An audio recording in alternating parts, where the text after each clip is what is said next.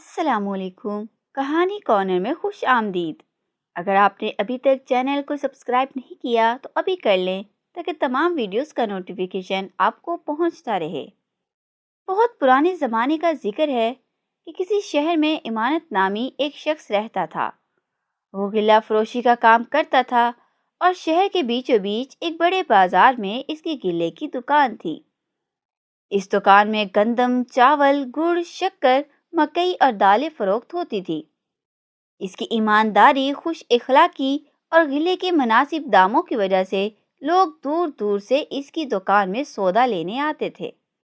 اس کی دکان میں دو نوعمر لڑکے بھی کام کرتے تھے۔ ایک کا نام احسان تھا اور دوسرے کا مقصود۔ دونوں تقریباً ہم عمر ہی تھے اور کوئی 12 سال کے ہوں گے۔ ان لڑکوں کا تعلق غریب گھرانوں سے تھا اور دونوں کے باپ اس دنیا میں نہیں تھے۔ وہ امانت کے محلے میں ہی رہتے تھے اور اسے ان کے گھر کے حالات کا علم تھا، اس لیے اس نے انہیں اپنی دکان میں کام کرنے کے لیے رکھ لیا تھا۔ یہاں سے انہیں جو کچھ بھی ملتا تھا وہ اسے اپنی ماں کے ہاتھ پر رکھتے، جس سے وہ گھر کا خرچ چلاتی تھی۔ یہ دونوں بڑی محنت اور جاں فشانی سے امانت کا ہاتھ بٹاتے تھے۔ امانت ان کی محنت اور ایمانداری سے بہت خوش تھا۔ ایک روز دوپہر کا وقت تھا، سخت گرمی پڑ رہی تھی۔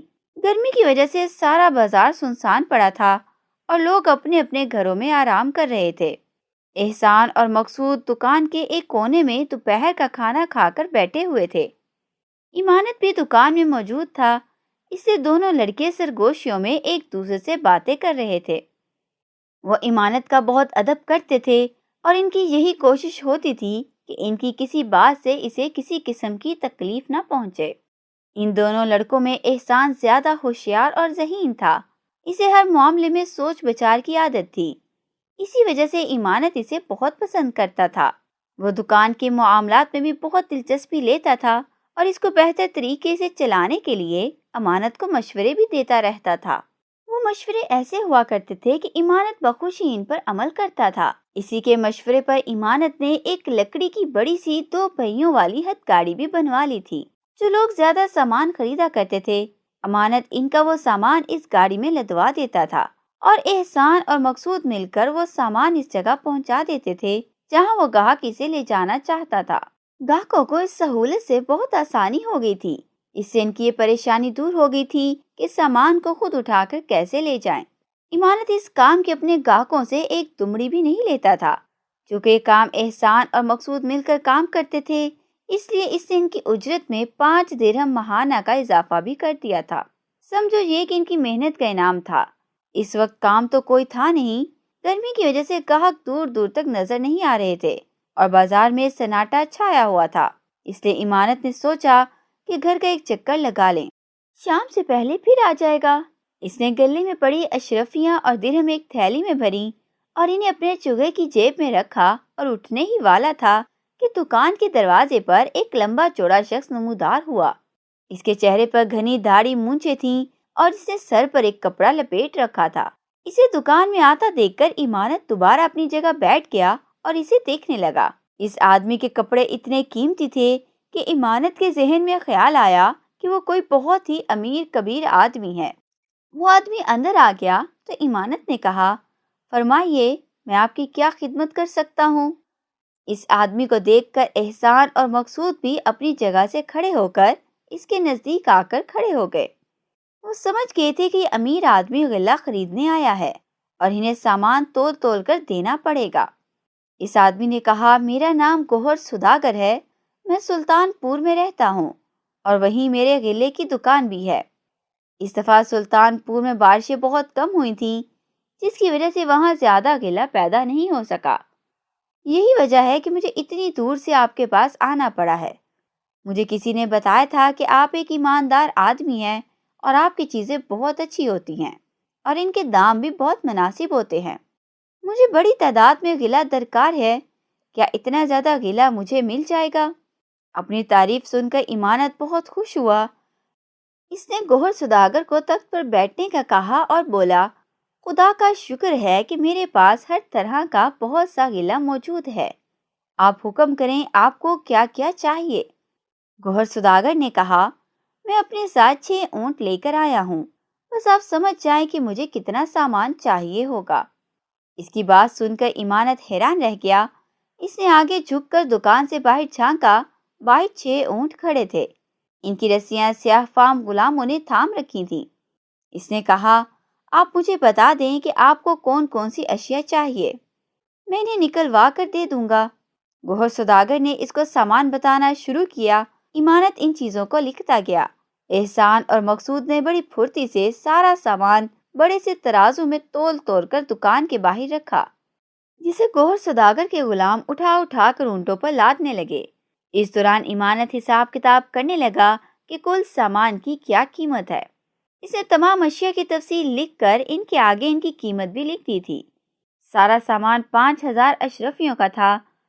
گوہر سوداگر نے ہزار اشرفیوں کی 5 تھیلیاں نکال کر ایمانت کے حوالے کی۔ ایمانت نے ایک تھیلی کو الٹ کر ان کی اشرفیاں تخت پر ڈھیر کی اور مقصود کو پاس بٹھا کر انہیں گننے کا کہا۔ خود اس نے دوسری تھیلی کھول لی تھی اور ان میں موجود اشرفیوں کو گننے لگا۔ اچانک بے خیالی میں مقصود کا ہاتھ اشرفی کے ڈھیر سے ٹکرا گیا اور چند اشرفیاں زمین پر گر پڑیں۔ یہ اچانک ہی اور غیر ارادی طور پر ہوا تھا۔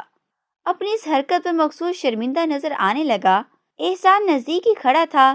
اس نے جلدی اشرفیاں زمین سے اٹھانا شروع کر دی اور انہیں تخت پر رکھنے لگا۔ اچانک ایک بات دیکھ کر ایمانت سکتے میں آ گیا۔ اسے اپنی آنکھوں پر یقین نہیں آ رہا تھا۔ جب احسان ان اشرفیوں کو زمین سے اٹھا رہا تھا تو اس نے آنکھ بچا کر ایک اشرفی اپنی جیب میں ڈال لی تھی۔ وہ اس بات سے بے خبر تھا کہ ایمانت اسے دیکھ رہا ہے۔ ایمانت اس پر بہت اعتماد کرتا تھا اور اسے بہت اچھا لڑکا سمجھتا تھا۔ اس کی اس حرکت سے اسے دلی صدمہ پہنچا، مگر اس وقت تو اس نے احسان سے اس بارے میں ایک لفظ بھی نہیں کہا اور ایسا بن گیا جیسے اسے کچھ پتا ہی نہیں ہے۔ اس نے سوچ لیا تھا کہ جب گوہر سوداگر چلا جائے گا تو وہ احسان سے اس بارے میں پوچھ گچھ کرے گا۔ چوری کرنا بہت بری بات ہے۔ اس نے فیصلہ کر لیا کہ اس کی اس حرکت کے نتیجے میں وہ اب اسے اپنی دکان میں بھی نہیں رکھے گا بلکہ نوکری سے نکال دے گا۔ تھوڑی دیر بعد جب انہوں نے 5 تھیلیوں کی اشرفیاں گن لیں تو ایمانت نے دیکھا کہ احسان دکان میں موجود نہیں تھا۔ اس کے ذہن میں آیا کہ شاید وہ اشرفی کو کہیں چھپانے گیا ہے۔ ایک مرتبہ پھر ایمانت کو اس کی حرکت پر افسوس ہوا۔ وہ تو اسے ایک بہت ہی اچھا اور ہاتھ کا صاف لڑکا سمجھتا تھا، مگر آج اس نے ایک اشرفی چوری کر کے اس کے اعتماد کو ٹھیس پہنچا دی تھی۔ ایمانت کی دکان سامان سے تقریباً خالی ہو چکی تھی اور اس میں موجود سامان اونٹوں پر لاد دیا گیا تھا۔ چاروں غلام اس مشقت کے کام سے پسینہ پسینہ ہو رہے تھے۔ ایمانت نے مقصود کو بازار کی طرف دوڑایا کہ وہ جلدی سے ان کے لیے شربت لے آئے۔ چاروں غلام کام ختم کر کے ایک کونے میں بیٹھ گئے تھے۔ مقصود جلد ہی ٹھنڈا اور خوش ذائقہ شربت لے آیا اور مٹی کے آبخوروں میں ڈال کر سب کو پیش کیا۔ ابھی وہ لوگ شربت پی ہی رہے تھے کہ ایمانت کی نظر دور سے آتے ہوئے احسان پر پڑی۔ اسے دیکھ کر ایمانت کو ایک مرتبہ پھر وہ واقعہ یاد آ گیا جب احسان سب کی نظر بچا کر ایک اشرفی اپنی جیب میں ڈال رہا تھا۔ اس کی اس حرکت پر ایمانت کو دوبارہ افسوس ہونے لگا۔ وہ ان دونوں لڑکوں کو اپنی اولاد کی طرح چاہتا تھا۔ احسان کی چوری کی وجہ سے اسے بہت صدمہ ہوا تھا۔ اچانک ایمانت نے دیکھا کہ احسان اکیلا نہیں ہے، اس کے ساتھ 6 سپاہیوں کا دستہ بھی تھا۔ تھوڑی دیر میں وہ سب دکان پر پہنچ گئے۔ دکان میں داخل ہوتے ہی احسان نے سپاہیوں سے کہا، یہی وہ شخص ہے جس کے متعلق میں نے داروغہ صاحب کو بتایا تھا۔ 2 سپاہیوں نے جھپٹ کر گوہر سوداگر کو اپنی گرفت میں لے لیا۔ اس صورتحال سے ایمانت بہت پریشان ہو گیا۔ اس نے نہایت غصے سے کہا، احسان، یہ کیا بدتمیزی ہے؟ یہ ایک معزز سوداگر ہے، ان کے ساتھ یہ سلوک میں برداشت نہیں کر سکتا۔ احسان نے بڑے ادب سے کہا، مالک، ابھی آپ کو سب کچھ پتہ چل جائے گا۔ سپاہیوں کو دیکھ کر چاروں غلام بھی گھبرا کر کھڑے ہو گئے تھے۔ مقصود بھی ایک کونے میں سہما ہوا کھڑا تھا۔ اتنے سارے سپاہیوں اور ان کی میانوں میں لٹکتی تلواروں کو دیکھ کر وہ خوف زدہ ہو گیا تھا۔ ادھر گوہر سوداگر غصے سے لال ببوکا ہو رہا تھا۔ اس نے نہایت غصے سے احسان کو دیکھا اور بولا، لڑکے، تو مجھے نہیں جانتا، میں تجھے چھوڑوں گا نہیں، اس بے عزتی کا بدلہ ضرور لوں گا۔ اس کی بات سن کر احسان ذرا بھی نہیں گھبرایا۔ اس نے کہا، جناب، آپ کے فریب کا پول کھل گیا ہے۔ آپ میرے مالک کو دھوکہ دے کر انہیں تباہ کرنا چاہتے تھے، اصلی مال لے کر انہیں نقلی اشرفیاں تھما رہے تھے۔ ایمانت نے یہ بات سنی تو اسے جلدی سے گوہر سوداگر کی دی ہوئی ایک اشرفی تھیلی سے نکال کر زمین پر گھسی، اور یہ دیکھ کر حیران رہ گیا کہ اس کا سونے جیسا رنگ اتر گیا تھا اور اندر سے پتل کی دھات نظر آنے لگی تھی۔ اسے مزید کئی اشرفیاں زمین پر گھس کر دیکھیں، وہ بھی سب کی سب نکلی تھی۔ یہ دیکھ کر گوہر سوداگر گھبرا گیا۔ اس نے خود کو سپاہیوں کی گرفت سے چھڑا کر بھاگنے کی کوشش کی، مگر کامیاب نہ ہو سکا۔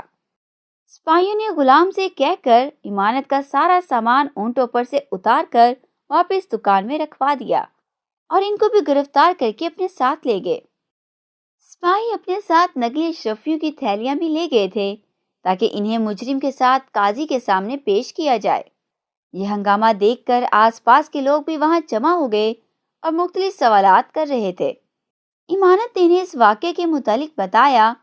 وہ بہت خوش تھا کہ وہ ایک بڑا دھوکہ کھانے سے بچ گیا ہے۔ جب لوگوں کا جمگٹا کم ہوا تو اس نے بڑی محبت سے احسان کو اپنے قریب بٹھایا اور بولا، احسان، جب تم ایک اشرفی چھپا کر اپنی جیب میں رکھ رہے تھے تو میں نے تمہیں دیکھ لیا تھا اور مجھے تمہاری اس چوری پر بہت افسوس ہوا تھا۔ یہ تو مجھے اب پتہ چلا ہے کہ تم چور نہیں تھے اور جو کچھ بھی کر رہے تھے میرے فائدے کے لیے ہی کر رہے تھے۔ احسان نے مسکرا کر کہا، خدا کا شکر ہے کہ میری بے گناہی ثابت ہو گئی۔ جب مقصود کا ہاتھ لگ کر اشرفیاں زمین پر گری تھیں تو ٹھن کی طرح کی آواز آئی تھی۔ مجھے اچھی طرح پتہ ہے کہ تانبے اور پتل کے سکوں کے گرنے سے ایسی ہی آوازیں آتی ہیں۔ اشرفی زمین پر گرے تو ان کی آواز دوسری ہوتی ہے، یوں لگتا ہے جیسے فرش پر کوئی پتھر ٹھک کر کے گرا ہو۔ اس کے گرنے سے آواز میں کھنک نہیں ہوتی جیسے پتل کے سکوں میں ہوتی ہے۔ میں نے اشرفیوں کے نیچے گرنے کی آواز سنی تو مجھے اسی وقت شبہ ہو گیا تھا۔ میں سب کی آنکھ بچا کر ایک اشرفی لے کر باہر نکلا اور کونے میں بیٹھ کر اس کو زمین پر گھس کر دیکھا تو اندر سے پتل کی دھات دکھائی دی، جبکہ اشرفیاں تو خالص سونے کی ہوتی ہیں۔ انہیں کتنا ہی گھسیں ان کی پلاہٹ ختم نہیں ہوتی۔ میں سمجھ گیا کہ یہ آدمی کوئی دھوکے باز ہے اور آپ کو جل دینے کی فکر میں ہے۔ یہ دیکھ کر میں بھاگا بھاگا داروغہ جی کے پاس پہنچا اور انہیں ساری بات بتا دی۔ انہوں نے غور سے میری بات سنی اور سن کر مجھے شاباش دی۔ پھر انہوں نے اپنے سپاہی میرے ساتھ کر دیے تاکہ وہ اس نو سرے باز کو پکڑ سکیں۔ احسان، میں تمہارا مشکور ہوں کہ تمہاری عقل مندی کی وجہ سے میں ایک بہت بڑے نقصان سے بچ گیا ہوں۔ اگر وہ چلاک سوداگر اپنے مقصد میں کامیاب ہو جاتا تو میرے تباہ ہونے میں کوئی کسر نہیں رہ گئی تھی۔ مقصود بھی ان دونوں کے قریب کھڑا یہ باتیں سن رہا تھا اور حیران ہو رہا تھا۔ اسے اس بات کی بہت خوشی تھی کہ اس کا دوست ایک عقل مند لڑکا ہے۔ ایمانت تو احسان سے بہت ہی خوش تھا۔ اس نے اس بات پر افسوس کا اظہار بھی کیا کہ اس نے ناحق اس پر شک کیا تھا۔ اس خوشی میں اس نے دونوں لڑکوں کو 10-10 درہم بھی دیے اور کہا کہ اگلے ہفتے میلہ شروع ہو رہا ہے۔ یہ رقم تم دونوں وہاں خرچ کرنا اور مزے سے گھومنا پھرنا اور جو جی میں آئے کھانا پینا۔ دونوں لڑکے خوش ہو گئے۔ اگلے دن ایمانت کی دکان پر شہر کا داروغہ آیا اور آتے ہی احسان کے بارے میں پوچھا۔ ایمانت نے احسان کو بلا کر اس کے سامنے کھڑا کر دیا۔ داروغہ نے شفقت سے اس کے سر پر ہاتھ پھیرا اور بولا، تم نے ایک بہت بڑا کارنامہ انجام دیا ہے۔ اس مجرم کو قاضی کی عدالت میں پیش کر دیا گیا اور قاضی صاحب نے اسی سلسلے میں تم دونوں کو عدالت میں طلب کیا ہے۔ وہ اس واقعے کی تفصیل جاننا چاہتے ہیں۔ احسان تھا تو بچہ ہی، قاضی کا نام سنا تو گھبرا گیا، مگر ایمانت نے اسے دلاسا دیا اور بولا، گھبراؤ نہیں، میں بھی تمہارے ساتھ چل رہا ہوں۔ ایمانت نے دکان بند کی اور دونوں لڑکوں کو ساتھ لے کر داروغہ جی کے ساتھ قاضی کی عدالت میں پہنچ گیا۔ گوہر سوداگر کٹہرے میں سر جھکائے کھڑا تھا۔ تھوڑی دیر میں مقدمے کی کارروائی شروع ہو گئی۔ پہلے ایمانت نے تفصیل بتائی، پھر احسان نے پورا واقعہ سنایا۔ اس کی بات سن کر قاضی سمیت وہاں سب لوگ اس کی ذہانت پر اش اش کر اٹھے۔ جرم ثابت ہو گیا تھا۔ گوہر سوداگر کو 80 درہم اور 10 سال قید کی سزا سنا دی گئی۔ اس کے بعد قاضی نے احسان سے کہا، لڑکے احسان، میں تمہاری ذہانت سے بہت متاثر ہوا ہوں۔ تمہاری اگر صحیح تعلیم و تربیت ہو تو تم بڑے ہو کر ایک بہت اچھے اور قابل انسان بن کر ملک کی خدمت کر سکتے ہو۔ میں نے پتہ کروا لیا ہے کہ تمہارا تعلق ایک غریب گھرانے سے ہے جس کی وجہ سے تم اتنی کم عمری میں محنت مزدوری کرنے پر مجبور ہو گئے ہو۔ تمہارے اس کارنامے کے صلے میں نے فیصلہ کیا ہے کہ سرکاری خزانے سے تمہیں 5 سال تک 200 درہم ماہانہ وظیفہ دیا جائے گا۔ میں تمہارے مالک ایمانت کو بھی یہ حکم دیتا ہوں کہ وہ تمہاری اچھی تعلیم کا بندوبست کرے۔ فارغ وقت میں تم اس کی دکان پر کام کر سکتے ہو، جس کا معاوضہ وہ تمہیں ادا کرتا رہے گا۔ قاضی کی یہ بات سن کر احسان کو ذرا خوشی نہیں ہوئی۔ یہ بات قاضی نے محسوس کر لی تھی۔ اس نے حیرت سے پوچھا، تم خوش نہیں ہو لڑکے؟ میں خوش تو ہوں مگر زیادہ نہیں، احسان نے بڑی صاف کوئی سے کہا۔ اس کی وجہ کیا ہے؟ قاضی نے حیرانگی سے سوال کیا۔ انعام کا حقدار میرا دوست مقصود بھی ہے۔ اگر اس کا ہاتھ لگنے کی وجہ سے اشرفیاں نیچے نہ گرتی تو مجھے ان کی آواز بھی سنائی نہیں دیتی، اور مجھے پتہ بھی نہیں چلتا کہ اشرفیاں نکلی ہیں۔ دیکھا جائے تو اصل کارنامہ مقصود کا ہی تھا، جس کی وجہ سے اس سوداگر کی چالاکی کا پردہ چاک ہوا۔ احسان کی بات سن کر عدالت میں موجود سب لوگ اس کی دوستی کے اس احسار پر بہت خوش ہوئے۔ قاضی نے مسکرا کر کہا، شاباش لڑکے، تم نے بہت اچھی بات کی اور اپنے دوست کو نہیں بھولے۔ اب ہمارا یہ بھی فیصلہ ہے کہ تمہارے دوست مقصود کو بھی اتنا وظیفہ ملے گا جتنا تمہیں ملے گا، اور وہ بھی پورے 5 سال تک۔ اس کی پڑھائی لکھائی کی ذمہ داری بھی تمہارے مالک ایمانت پر ہوگی۔ اس کے ساتھ ہی عدالت برخاست کی جاتی ہے۔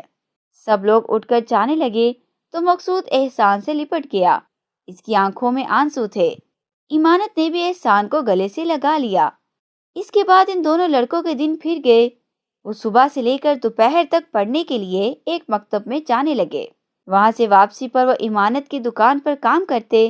دونوں کی مائیں بہت خوش تھیں، کیونکہ قاضی کے دیے ہوئے وظیفے کی وجہ سے ان کی غربت دور ہو گئی تھی۔ پھر ایمانت کی دکان پر کام کرنے کے بھی انہیں پیسے ملا کرتے تھے۔ ان کی ماؤں کی دوسری خوشی یہ تھی کہ ان کے بچوں کی تعلیم کا بھی بندوبست ہو گیا تھا۔ ایمانت بھی بہت خوش تھا۔ اس نے فیصلہ کر لیا تھا کہ احسان اور مقصود جب بڑے ہو جائیں گے تو وہ بھی ان کو غلے کا کاروبار کروا دے گا، اور اس نے ایسا ہی کیا۔ دونوں لڑکوں کے پاس بہت ساری رقم جمع ہو گئی تھی۔ چند سالوں بعد اسی رقم سے ایمانت نے انہیں اپنے پڑوس میں ہی 2 دکانیں کھلوا دی۔ ایک دکان احسان کی اور دوسری مقصود کی تھی۔ ایمانت کو دیکھ دیکھ کر انہوں نے کاروبار کے طریقے سیکھ لیے تھے۔ وہ ایمانت کی طرح ہی ایماندار اور خوش اخلاق تھے۔ ان کی تعلیم بھی مکمل ہو گئی، اور یہ تعلیم ان کے کاروبار کو چلانے میں بھی بہت کام آئی، جس کی وجہ سے تھوڑے ہی عرصے میں دونوں دن دگنی اور رات چگنی ترقی کرنے لگے۔